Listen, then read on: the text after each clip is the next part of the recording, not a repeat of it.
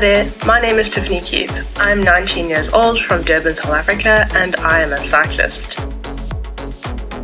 So during lockdown, I am fortunate that I have an indoor trainer at home, and I was able to continue training on that and actually competing on an online platform called Zwift, where I did all my training as well as a bit of Zwift racing, and I was actually able to ride with other people from across the world as well, which was really awesome, and it helps keep the social aspect up in the riding, even though I wasn't actually allowed to ride with anyone else in real life and still obeying the social distancing laws, so that was pretty cool.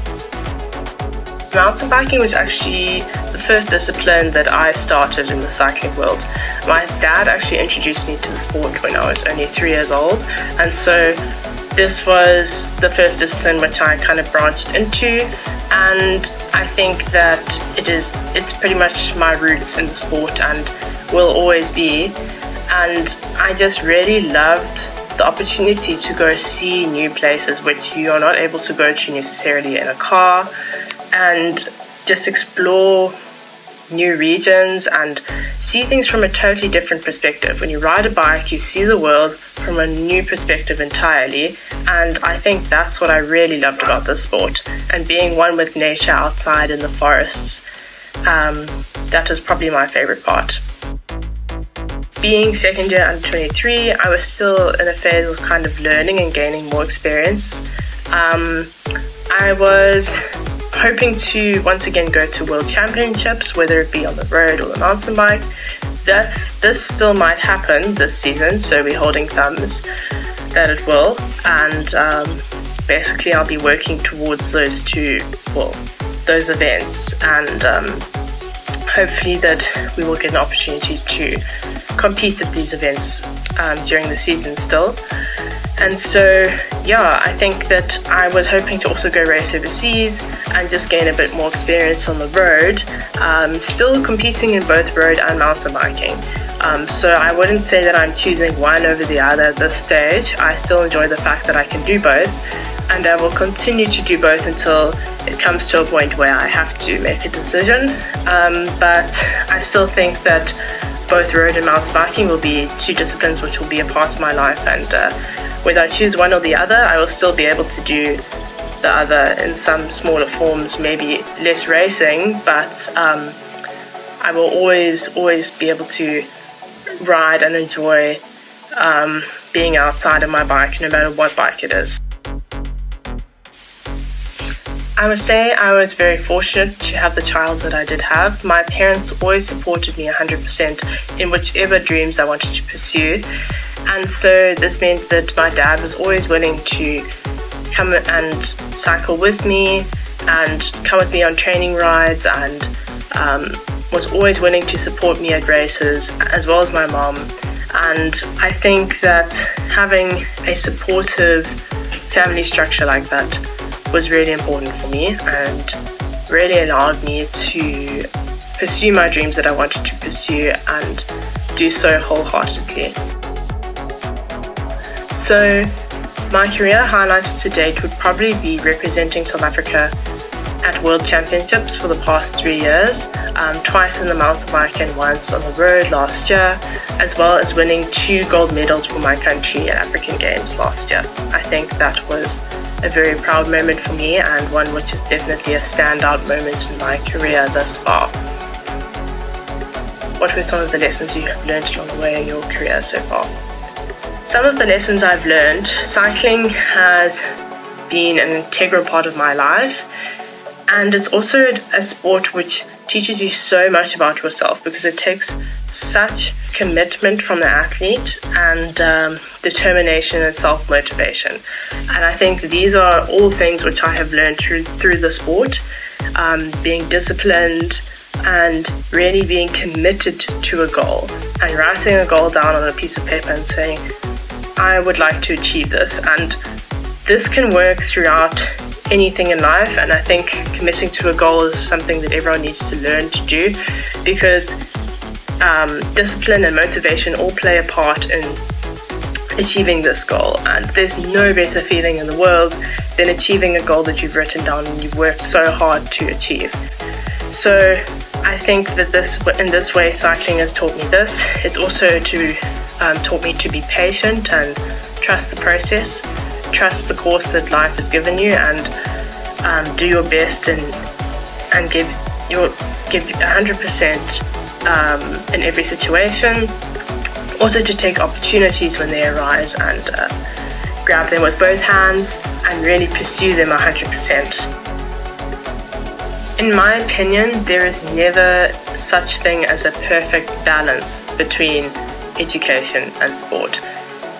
You can try your best to be 100% committed to either or, and I think the people that are able to commit 100% to both their academics and their sport, I really admire them. I think it takes a lot of dedication and discipline to do so, but it will never be 100% a complete balance. One world will sometimes always outweigh the other in terms of the priorities, and that's fine. It's about learning to deal with this and cope with the load, which is important. And so this is something that I really learned throughout school as well as with university at the moment, and I'm really glad that I was able to do my best, and ultimately by the time I finished school I was proud of myself and my efforts in both different worlds. And I think this is a goal that people should aim to achieve themselves, because it really is so rewarding at the end. So there has always been a case of having less women competing in cycling than men, and this is purely because cycling is seen as an extreme sport, and it's sometimes unattractive to those people because it is seen as being dangerous and less and more dangerous than sports they could play, for example, even at school, such as hockey, tennis, netball, etc. But there's also the fact that obviously women weren't always allowed to be included in sports for many years in history beforehand, and so this also plays a role in it. And I think that in terms of mountain biking, we could definitely have more women competing, and we are seeing this. There has been an increase in the amount of ladies competing in the mountain biking circuit, which has been really awesome to see, and I would really like to encourage more ladies to do so.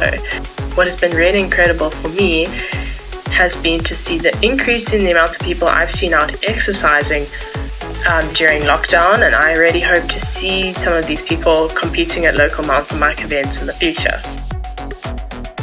I think the biggest challenge in my career so far would have been learning to deal and build up from injury. Injury is inevitable in the sport that we do. It is an extreme sport after all, and on 2 occasions I had quite severe injuries, once in 2016 when I broke my collarbone in March, as well as last year where I had quite a bad knee injury after I had a heavy crash on the road, which then took a while to recover from, an intensive rehab to get my leg strength back in my left leg.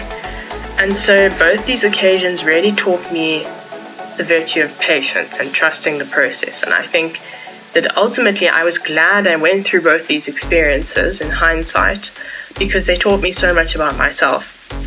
And I think that injury is something which sucks in any sport, but it is something that will ultimately help you in the long run. It will teach you so much more about yourself. And so I think that having overcome these challenges, I'm actually glad I went through them, and I'm a better person because of it. A few sportswomen who really inspire me would be Ashley Millman-Passio, Jenny Rizfez, Kate Courtney, and Yolanda Neff. All 4 of these women have one aspect in common, which is that they are all extremely determined and motivated in what they do.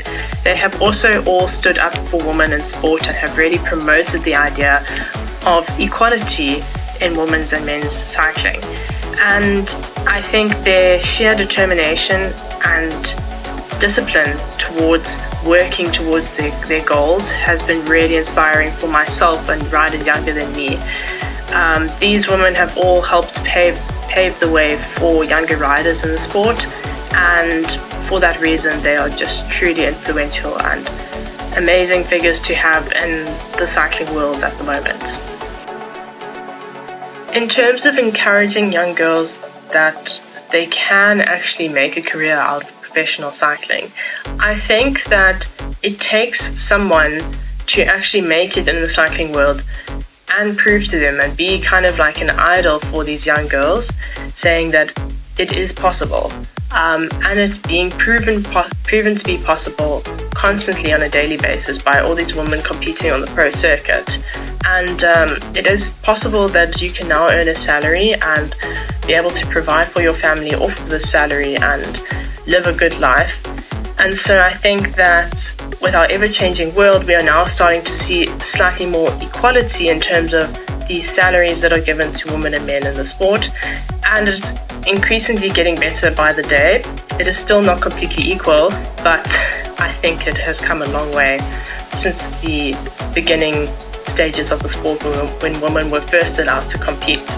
And so I think that convincing young girls that they can do this as a career first has to start with them building a passion for it. And if they really do want to do it as a career, I think that it would be great for the professionals in the sport to reach out to these younger girls and encourage them to keep going and keep pushing, because they can actually do this. And I think that's where the pro athletes really need to step up and take the initiative to reach out to the younger generation, because ultimately they are the future of our sport. My advice to any young girl wanting to pursue a career in sport would just be to enjoy the sport that they are doing, no matter what it is. I think that having that enjoyment and having fun and just being happy in what you're doing is definitely the first prize, and that will turn into passion later on in life if you continue to pursue it as such. I think that people that force a sport upon themselves, or their parents force it upon them and tell them that they have to do this and they don't have a choice in the matter, it does not help them in the long run. And I think that the best athletes today still have fun doing what they do, and that should always be the first prize. So taking it too seriously too young is not a good thing, and just enjoy it, just have fun, because the rest of the puzzle pieces will fall into place over time. My greatest sporting ambition would have to be to represent South Africa at the Olympics. I view the Olympics as being the pinnacle of the sport, and so this has really been a long-held goal of mine, which I would really like to achieve one day, and I'm constantly working towards in everything I do. I think it would be incredible to just be at Olympics and soak up the amazing experience which it has to offer. I think that I'm excited for what the future holds. So I'm still in the process of working out what career exactly I would like to do after cycling. Personally, I would like to pursue a career which is not directly involved in the sporting world. I think that for the sake of this, I like to keep my academic interests and my sporting interests separate, because I don't like to be defined just by one thing, which is cycling. I think that me as a person, I still have interests outside of the sport, which I would really like to pursue and learn more about these hobbies and passions which I have outside of the sport. I would say I would like to run my own business one day. What business that will be at this stage, I do not know yet. I'm still in the process of working it out, but I think that the degree I'm doing at the moment is equipping me well for the ever-changing society which we live in, and I'm very excited for what the future holds. There will be careers in the near future which don't exist right now, which is very exciting, and I'm just excited to continue pursuing these passions both in cycling and out of cycling and seeing what comes out of it.